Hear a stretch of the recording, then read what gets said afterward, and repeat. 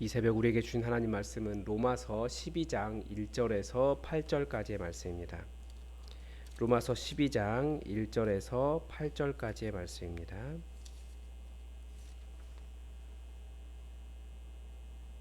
우리 하나님의 말씀을 다 함께 받들어 읽겠습니다. 로마서 12장 1절에서 8절입니다. 그러므로 형제들아 내가 하나님의 모든 자비하심으로 너희를 권하노니 너희 몸을 하나님이 기뻐하시는 거룩한 산 제물로 드리라. 이는 너희가 드릴 영적 예배니라. 너희는 이 세대를 본받지 말고 오직 마음을 새롭게 함으로 변화를 받아 하나님의 선하시고 기뻐하시고 온전하신 뜻이 무엇인지 분별하도록 하라. 내게 주신 은혜로 말미암아 너희 각 사람에게 말하노니 마땅히 생각할 그 이상의 생각을 품지 말고 오직 하나님께서 각 사람에게 나누어 주신 믿음의 분량대로 지혜롭게 생각하라. 우리가 한 몸에 많은 지체를 가졌으나 같은 기능을 가진 것이 아니니 이와 같이 우리 많은 사람이 그리스도 안에서 한 몸이 되어 서로 지체가 되었느니라. 우리에게 주신 은혜대로 받은 은사가 각각 다르니 혹 예언이면 믿음의 분수대로, 혹 섬기는 일이면 섬기는 일로, 혹 가르치는 자면 가르치는 일로, 혹 위로하는 자면 위로하는 일로, 구제하는 자는 성실함으로, 다스리는 자는 부지런함으로, 긍휼을 베푸는 자는 즐거움으로 할 것이니라. 사랑에는 거짓이 없나니 악을 미워하고 선에 속하라. 형제를 사랑하여 서로 우애하고 존경하기를 서로 먼저 하며 부지런하여 게으르지 말고 열심을 품고 주를 섬기라. 소망 중에 즐거워하며 환난 중에 참으며 기도에 항상 힘쓰며 성도에 쓸 것을 공급하며 손 대접하기를 힘쓰라. 아멘. 네, 8절까지인데 13절까지 읽었습니다. 설교를 하면 할수록 이 설교자로서의 어떤 고민이 있습니다. 다른 목사님들 설교를 저도 열심히 듣거든요. 근데 정말 은혜로운 분들이 많이 계세요. 설교가 너무나 은혜로우신 분들. 저는 약간 그런 게 잘 안 되는 거예요. 그래서 제게 제 문제일 수 있지만 그런데 제가 계속 들으면서 느낀 것은 그런데 사실 성경이 저 이야기하는 건 아닌데 지금 성경 본문이 그 이야기하고 있는 건 아닌데 근데 들으면 너무나 은혜로운 거예요. 그게 잘 안 되는 거죠. 성경 본문의 어떤 문맥을 무시하고 어떤 은혜를 만들어내기 위한 설교를 하는 것이 사실 저에게는 굉장히 양심에 걸리기도 하고 목사로서 그건 아니지라는 생각이 들어서 그게 잘 안 되는 것 같아요. 물론 여러 가지 이유가 있겠지만 근데 많은 경우가 성경이 말하는 것, 성경이 그것을 말하고 있지 않을 때가 어떤 은혜롭긴 하지만 성경이 그것을 말하고 있지 않을 때가 많이 있습니다. 오늘 본문이 아주 그런 것의 대표적인 본문입니다. 우리가 로마서 12장 1절 2절에서 이 12장 1절 2절은 신앙생활을 조금만 한 성도라고 하면 아주 익숙한 본문입니다. 사도 바울이 할 수 있는 한, 그러니까 자기로는 부족하니까 그리고 자기 뜻이 아니고 하나님의 뜻이라면서 하나님의 모든 자비하심을 동원해서 최대한 부드럽게 권면하는 겁니다. 너희 몸을 하나님이 기뻐하시는 거룩한 산제물로 드리라. 이는 너희가 드릴 영적 예배니라. 그래서 우리가 이 본문을 예배를 가르치는 본문으로 사용합니다. 영 틀린 것은 아니에요. 예배와 깊은 관련이 있죠. 그래서 조금 더 깊이 생각해 볼 부분이 있습니다. 이제 오늘 본문이 그러므로라고 시작을 합니다. 그러니까 지금까지 이 그러므로는 지금까지 1장에서부터 11장까지 이야기한 모든 내용을 다 요약하고 있는 겁니다.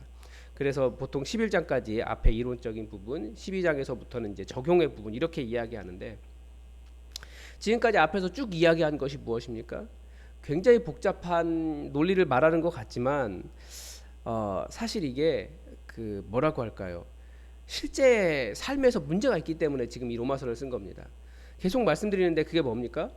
유대인들, 하나님을 믿는다고 하는 사람들, 율법도 가지고 있고 그때는 제사보다는 회당 예배를 드렸기 때문에 예배도 드리고 기도도 하고 열심히 있는 사람들인데 그 사람들 때문에 문제가 많이 발생한 거예요. 하나님을 믿는다고 하는데 문제가 많아요. 관계에. 너무 멀리서 보지 마시고 우리 시대의 한국 교회를 한번 생각해 보십시오. 다들 비판 많이 하지 않습니까? 이웃과 더불어 살아가지 못하는 한국 교회의 모습. 자기만 알고 이기적이고 교인들 보면 다 그렇잖아요. 최근에 신방 갔는데 굉장히 좀 약간 좀 민망하고 죄송스럽기도 하고 제 일은 아니 제가 한 건 아니지만 누가 봐도 교회차예요. 교회 이름 적혀 있는 게 아니고 그 신앙 고백 적혀 있는 거 있잖아요. 크게 막 이렇게 누가 봐도 이렇게 그 내용은 예수 믿으라 이렇게 크게 적혀 있는 그런 비슷한 그런 문구 적혀 있는 차가 남의 가게 앞에 이렇게 세워놓은 거예요. 차 빼달라고 연락했더니 통화는 굉장히 나이스하게 부드럽게 하셨다라는 거예요. 차는 한 단절 뒤에 빼줬대요. 그 얘기 듣는데 막 제가 정말 그렇게 공개적으로 신앙을 고백하고 있으면서 실제로 삶은 다른 사람을 불편하게 하는 거죠. 근데 유대인들도 그랬다라는 거예요. 그 당시가 유대교와 기독교가 완전한 분리가 일어나지 않은 상태였기 때문에 이 복음을 전하겠다는 건지 복음을 방해하겠다는 건지 하나님께 영광을 올리겠다는 건지 분명히 예배라든지 율법이라든지 무엇인가 종교적인 행위에 있어서는 하나님께 성공하고 있는데 사람들과 더불어 살아가는 일에서는 하나님을 욕을 먹게 하는 거예요. 그래서 유대교와 그리스도교가 유대인들이 로마에서 복음을 전하기도 어려웠고 심지어 쫓겨나기도 했습니다. 로마에서 다 나가라고. 그렇게 되는 이유를 로마서는 그 사람이 겉으로는 하나님을 따르는 것처럼 보이고 율법을 가지고 있고 예배도 드리고 기도도 하고 종교적인 행위를 가지고 있지만 그 사람은 예수 그리스도에게 속한 사람이 아니고 육신에 속해서 죄의 열매, 사망의 열매를 맺고 있는 사람이다 라고 설명하고 있습니다. 그러니까 그리스도인의 기준을 또 한번 바꾸는 거예요. 예수 믿는다라고 하는 입의 고백보다도 정말 그 사람이 생명의 열매, 다른 사람을 살게 하는 생명의 열매를 맺고 있는가, 아니면 다른 사람을 살지 못하게 하고 불편하게 하고 관계가 깨지게 만드는 죄의 열매, 그 사망의 열매를 맺고 있는가, 이것을 구분하라고 이 로마서를 쓰고 있는 겁니다. 그러면서 예수님께서 계속 우리에게 하신 말씀, 우리에게 좋은 이웃이 되고 있는가, 사마리아인의 비유에서 가르쳐 주시는 것이 그것이지 않습니까? 누가 그 사람의 이웃이 되어 주었는가, 누가 좋은 이웃이 되었는가, 이것을 도전하고 있는 겁니다. 그러니까 예수님 잘 믿는 생명의 열매는 얼마나 이웃과 관계적으로 잘 지내고 있는 것과 관련이 있다라는 것을 알 수 있죠. 잘 배려하고 평안을 끼치고 사랑하고 잘 지내는가.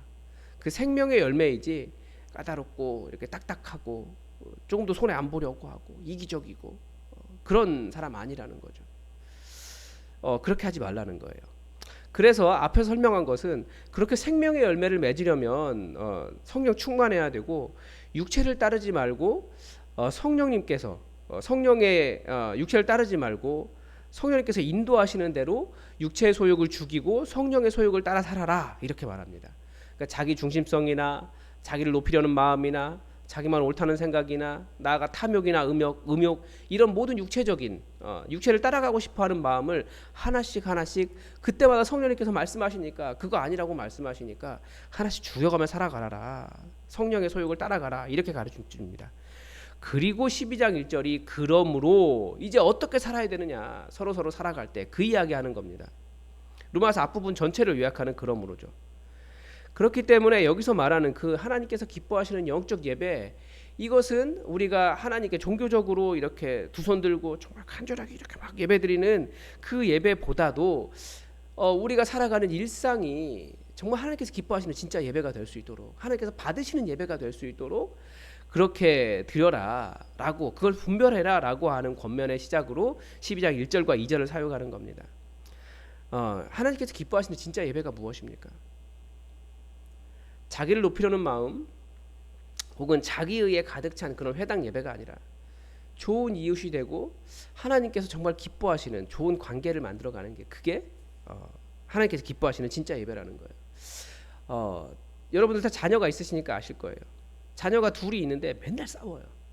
그럼 부모의 마음은 어떨까요? 자녀가 있는데 이 한 자녀가 굉장히 욕심꾸러기인 거예요. 근데 나한테는 되게 잘하는데 자기 형제에게는 되게 못해요. 막 맨날 빼앗고 괴롭히고 욕하고.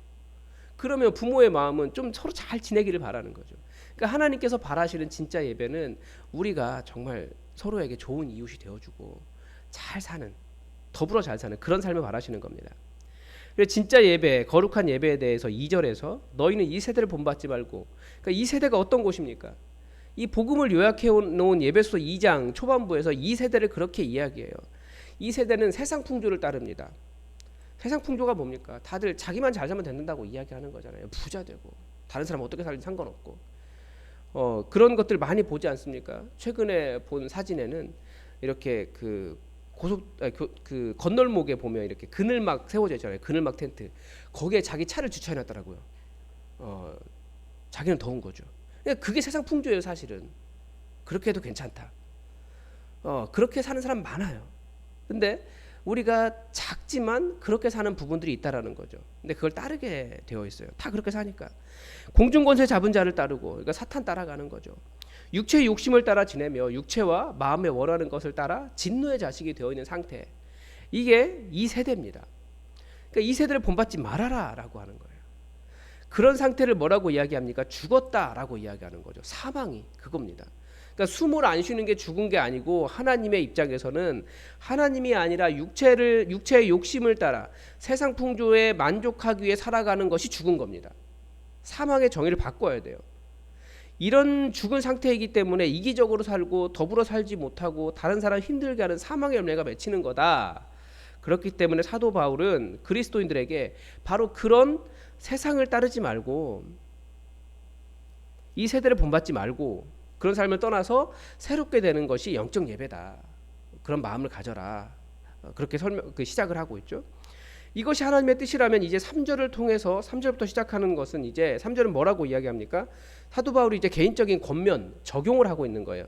내게 주신 은혜로 너희 각 사람에게 말한다. 그러니까 앞에서 그 12장 1절에서는 하나님의 모든 자비하심으로 하나님의 뜻을 전했다면 이제 개인적인 권면을 이야기하는데 내게 주신 은혜로 각 사람에게 말한다.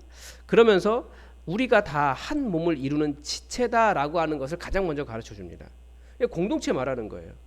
복음은 세 가지. 하나님, 너무 높으신 하나님, 도저히 우리가 의를 만족시킬 수 없는 하나님. 그런데 우리는 하나님의 의를 만족시킬 수 없을 만큼 큰 죄인이라는 거예요. 그리고 공동체에 대한 이야기를 하는 거죠. 우리는 너무나 큰 죄인이라는 거죠. 로마서가 말하고 싶은 게 그거예요. 도저히 아무리 착한 일하고 예배드리고 하나님께 잘한다고 해도 하나님의 의를 만족시킬 수 있다라는 것은 교만이라는 거예요. 그래서 그 간격을 예수님께서 메꾸셨습니다. 그렇기 때문에 너희가 다른 사람보다 높다는 마음 품지 말아라. 자랑하지 말아라. 그거 다 자랑이다. 결국은 하나님 앞에서 아무런 의를 이룰 수 있는 게 아닌데 그런 거 자랑하지 말아라. 이게 앞부분에서 한 아주 중요한 내용입니다. 그래서 서로 사랑해라. 그러니까 서로 사랑하는 것. 복음은 진실한 공동체로 귀결이 되는 겁니다. 그러니까 좋은 이웃이 된다라는 말은 그 서로가 서로에게 진실한 공동체가 되는 것이고 교회는 이 세상에 그 천국의 공동체를 보여주는 존재입니다. 이런 공동체적 관점에서 이 영적 예배를 공동체로 설명하고 있는 겁니다. 계속 이야기하겠죠. 한 몸에 많은 지체가 있으나 모든 지체가 같은 기능을 가진 것이 아니다. 그러므로 주신 은혜대로 각자의 은사에 따라 서로 섬기라라고 가르쳐 주는 겁니다. 그러니까 서로를 섬기는 것이지 자기의 은사가 이것이기 때문에 그 은사로 나만 유익하게 하고 다른 사람 위에 군림하려고 하지 말아라. 이겁니다. 그러니까 공동체가 깨지는 이유는 자기의 은사로 섬기는 것이 아니라 그 은사로 군림하기 때문입니다. 다시 복음의 원리를 적용하면 죄인에게 은사를 주셨으면 감사해야 하는 것이지 너는 왜 못해? 너는 왜 그거 안 돼? 그렇게 말하면 안 되는 거죠. 그건 사망의 열매를 맺는 것입니다. 생명의 열매는 내 은사로 남을 섬겨서 다른 사람을 살게 해주는 것입니다. 건강한 육체는 그렇습니다. 입은 자기 즐겁자고 먹는 것이 아닙니다. 음식을 받아들이고 씹고 부수는 은사로 온 몸을 섬겨요. 입이 그 역할을 하지 않으면 온몸은 죽어요. 그런데 그게 또 자기가 사는 길이에요. 다른 지체들을 섬겼는데. 눈도 그렇습니다. 눈이 다른 지체들을 보면서 너희들 다 내가 볼 수 있으니까 안전한 거야 라는 높은 마음을 품고 다른 지체를 무시했습니다. 그럼 다른 지체가 어떻겠습니까? 제 다리가 그러면 눈을 향해서 너는 보냐? 그럼 나는 걷는다. 네가 다 보는 거 내가 걷지 않으면 볼 수도 없다. 심지어 이제 허리가 그러는 거죠. 너는 앞만 보지 내가 몸 돌려주지 않으면 너는 뒤는 못 볼 거야. 그렇게 말하는 거죠. 서로 싸우는 거예요. 자기가 높다고. 근데 그러면 어떻게 되겠습니까? 눈앞에 자동차가 와요. 그런데 눈이 봤어요. 다리에게 빨리 피해라고 경고했는데 다리가 네가 나보다 높아? 그리고 안 움직였어요. 그럼 어떻게 되는 겁니까? 교통사고 나서 다 죽는 거예요. 그러니까 자기 유익을 위해서, 공동체는 자기의 유익을 위해서 다른 자기 유익을 위해서만 존재하거나 자기의 은사를 가지고 남을 위해 섬기지 않으면 그 공동체는 죽어요. 군림하는 게 아니고 함께 살아가라는 것이 지체입니다. 공동체입니다. 그런데 요즘은 그래서 다들 은사가 있는 건 맞는 것 같아요. 그런데 은사를 가지고 있는데 오히려 군림하고 다른 사람 죽이니까, 그래서 요즘 하는 말들이 그거예요. 요즘은 은사를 선물이 아니라 능력으로 알아서 자꾸 군림하려고 하니까 최근에 그런 말을 합니다. 성령의 은사로 사역하지 말고 성령의 열매로 사역하라고요. 은사를 가지면 군림하고 공동체가 자꾸 깨져요. 은사가 그런 게 아닌데. 그래서 성령의 은사보다 더 중요한 것이 성령의 열매 아니겠느냐. 은사는 다 다릅니다. 성령의 열매는 모든 사람이 가지고 있어야 된다는 거죠. 사랑과 희락과 화평과 오래 참음과 자비와 양선과 온유와 절제, 충성, 이런 것들을 가진 사람이 성령의 은사를 가지고 성령의 열매를 가지고 그 성령의 은사를 사용하여 공동체를 섬길 때 공동체가 평안한 겁니다. 어떠한 은사를 가지고 섬기든지 사랑이 맺히고 희락이 맺히고 화평이 맺히고 오래 참고 인내하고 자비롭고 또 부드럽고 충성하고 절제할 줄 알고, 그래서 성령의 열매를 가지고 사역해라. 요즘 이런 얘기를 계속하게 됩니다. 은사 있다는 사람은 많은데 자꾸 깨지니까. 그게 아니라는 거죠. 이 성령의 열매가 없는 사람이 은사가 있으면 군림하고 공동체를 깨는 거예요. 그러나 이 열매가 있는 사람은 은사는 많지 않아도 공동체를 살립니다. 은사는 개인적이지만 성령의 열매는 공동체적인 거예요. 모두가 다 필요합니다. 그래서 하나님이 기뻐하시는 영적 예배, 성령의 열매를 따라 가능하다라는 것을 우리가 기억할 필요가 있는 것 같습니다. 여러분, 우리는 항상 하나님께서 기뻐하시는 진실한 예배를 드리고자 합니다. 그래서 열심히 하나님을 예배드립니다. 근데 이 진실한 예배는 기능이나 순서가 아니라는 것을 기억하고, 우리가 예수님을 통해 보여주신 하나님께서 원하시는 진실하고 서로 섬기며 사랑하며 그 십자가지는 그렇게 살게 하는, 생명을 맺게 하는, 생명의 열매를 맺는 그런 살게 하는 공동체를 우리가 하나님의 기쁨, 하나님께서 기뻐하시도록 그렇게 이루어갔으면 좋겠습니다. 우리 오늘도 하나님의 뜻이 우리에게 이루어지기를 다 함께 기도하겠습니다. 하늘에 계신 우리 아버지, 아버지의 이름을 거룩하게 하시며 아버지의 나라가 오게 하시며 아버지의 뜻이 하늘에서와 같이 땅에서도 이루어지게 하소서. 오늘 우리에게 일용할 양식을 주시고 우리가 우리에게 잘못한 사람을 용서하여 준 것 같이 우리 죄를 용서하여 주시고 우리를 시험에 빠지지 않게 하시고 악에서 구하소서. 나라와 권능과 영광이 영원히 아버지의 것입니다. 아멘. 여러분, 오늘도 함께 기도를 부탁을 드립니다. 우리 수요 기도회를 위해서 기도해 주십시오. 성령 충만한 기도회, 정말 하나님을 바라보면서 하나님을 간절히 바라면서 기도가 달라진 교회에 그 불이, 성령의 불이 붙는 그런 기도회 될 수 있도록 우리 수요 기도회를 위해서 함께 기도해 주시기 바랍니다. 그리고 대통령이 지금 해외에 나라를 위해서 나가 있는데 우리가 뭐 정치적인 어떤 호불호 선호를 뒤로 하고 정말 이 나라의 유익을 위해서 일을 잘하고 돌아올 수 있도록 우리 그리스도인들은 먼저 좀 중보하고 기도했으면 좋겠습니다. 그리고 이 나라 하나님께서 원하시는 정말 진실한 공동체가 세워져가는 그런 나라 될 수 있도록, 또 말씀을 적용해서 우리 교회가 은사를 가지고 서로 성령의 열매로 서로서로 섬기는 평화롭고 아름다운 교회가 될 수 있도록 또 함께 기도해 주시기 바랍니다. 다 함께 기도하겠습니다.